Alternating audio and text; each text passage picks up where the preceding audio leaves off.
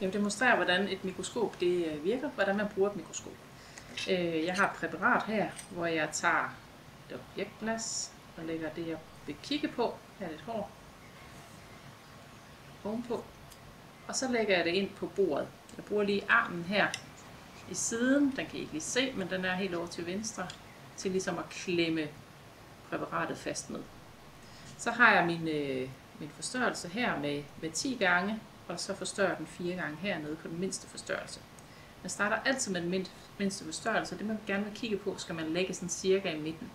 Og det kan jeg justere ved at flytte på en skrue her i siden, som skruer bordet frem og tilbage fra side til side.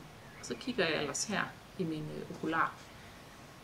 Og jeg kan se, at det ser rigtig godt ud. Det skal lige stilles lidt skarpt. Det gør jeg med grovskruen først, som er den eneste store, og finskruen, som er yderst. Når jeg så har stillet skarpt på det, jeg gerne vil kigge på, så sørger jeg for, at det er placeret i midten, så helt præcist. Og så rykker jeg til næste forstørrelse. Det er så 10 gange, og det er 10 gange 10, så det er 100 gange forstørrelse.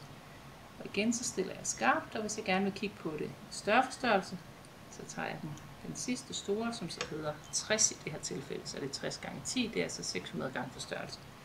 Stiller skarpt på det, og så har jeg bare det fulde syn.